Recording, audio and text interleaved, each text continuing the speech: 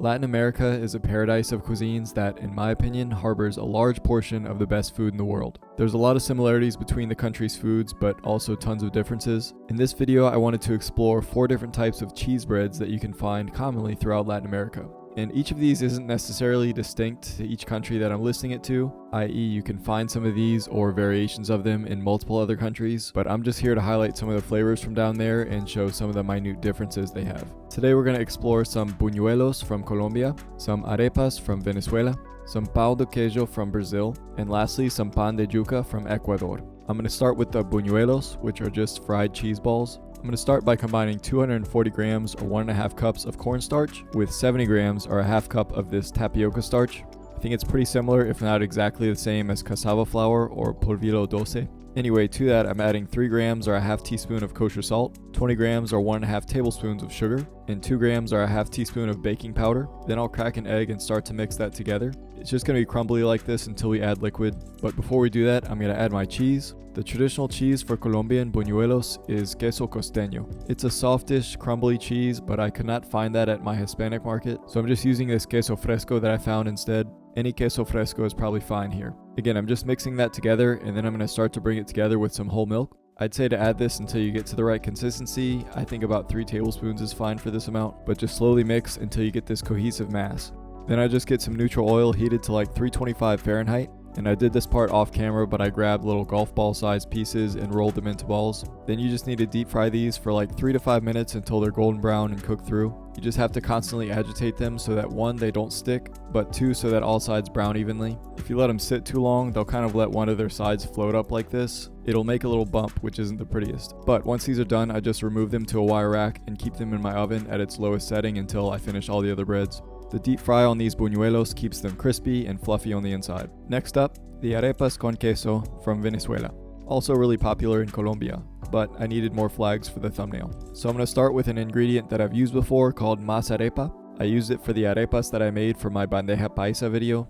It's basically just cooked cornmeal, and you might find it by that name instead. So 240 grams or 2 cups of that, a half teaspoon or 3 grams of salt, 15 grams or 1 tablespoon of neutral oil, and I'm using 1 cup or 100 grams of that same queso fresco that I used in the buñuelos, but that queso costeño would work here, or if you can find something called queso llanero, that's common for Venezuelan arepas. All that gets a quick mix, and then I'm going to stream in my water. Again, you want to do this until your desired consistency. You want a little bit more liquid here than we used in the buñuelos. I ended up using a little more than 200 milliliters or a little less than 2 cups of water. You want it to have like a Play-Doh-like texture because we're going to be pressing this out into flat patties and we don't want it to crack. You can honestly make these any size you want, but I just make them about the size of my palm after flattening. You just want to make these even discs, but you don't want to flatten them all the way because we're going to be cutting into them later and stuffing them with cheese. So just lightly pat these into an even thickness, and to cook these we're going to use a stainless steel pan. I get a pretty full layer of neutral oil in the bottom, not enough to deep fry but enough to cover the whole bottom. Over medium-low heat we're going to cook as many of these as we can fit. I cover them so they can steam on the inside while the bottom gets browned. After about 5 minutes we're going to flip these and brown the other side, and just repeat that process until you get enough browning on both sides. The inside should be fine at that point. Once these are done, you don't want to wait too long to do this next step because they're going to cool down. I grab a really thin offset spatula, but you could use like a paring knife also. Carefully split these horizontally down the middle, just make sure you don't go all the way through. We're just trying to separate the top from bottom and hollow these out so we can stuff this with more cheese. I'm grabbing a little handful of shredded mozzarella that I shredded myself, and just stuff this and close it so that the heat of the inside can melt the cheese. These are routinely made bigger and stuffed with meat and other things to make sandwiches, but for this application we're just going to stick to cheese. Moving on to the Brazilian pão de queijo, and I must preface this section by saying I completely ruined these. I was actually looking at a different recipe with different ingredient amounts when I was trying to make this, and I just completely screwed it up. But for the sake of the video, I'm just going to play the footage in the background while I explain what the right thing is to do. First, you're supposed to boil the wet ingredients, which is 80 mils or 1/3 of a cup of whole milk and 45 grams or 3 tablespoons of neutral oil. Meanwhile, combine the dry ingredients, which is 160 grams or 1 cup of tapioca starch and 3 grams or a half teaspoon of salt. The hot liquid gets poured in and mixed, and then this is set to cool for about 15 minutes. Then you finish by adding 1 egg and mixing that in. And for this cheese, I had to go to my local Brazilian market and get something called queijo minas. It's another crumbly cheese, I think similar to queso fresco. Some people say you can substitute with a mixture of cheddar cheese and Parmesan cheese, but I'm using 1 cup or 115 grams of that, which I grated. And again, disregard everything I'm doing here because I completely screwed it up. Once you have a cohesive mass, you can rip off little golf ball sized pieces and roll them up. I'm spreading them on a parchment lined baking sheet because we're going to bake these. I went into my oven at 400 degrees Fahrenheit for about 20 to 25 minutes. You should come halfway through and flip these over so they get even browning on the bottom. But this is not what they're supposed to look like. Again, I really messed this up. I just needed to have something to play in the background. I will definitely be fixing these. I just couldn't do it in time for this video to come out. So, this is pão de queijo. Where did you get that? I made it, brother. There is absolutely no way. No, I'm just kidding. I picked it up from a Brazilian steakhouse. Okay, that makes sense. But I stole the recipe also, and you're gonna make it exactly like this. Okay, bossy much? And you're dropping a short tomorrow. Are you like my content manager now? I might as well be, dog. Your content could not be managed any worse as is. Toss me one of those. Jeez! And lastly, we've got our pan de yuca, popular in Ecuador. We've got 160 grams or 1 cup of that tapioca starch. 2 grams are a half teaspoon of baking powder. 3 grams are a half teaspoon of kosher salt. 1 egg, and then 57 grams or 4 tablespoons of softened butter. I mix that a little bit and then I add my cheese, which I have 2 types here. I have 100 grams or 1 cup of shredded mozzarella, and then another cup or 120 grams of that grated queso fresco. Following suit, we're just going to add whole milk until this reaches our desired consistency. It shouldn't be too much to where this is just seeping through your hands, but it should be enough to hold this together.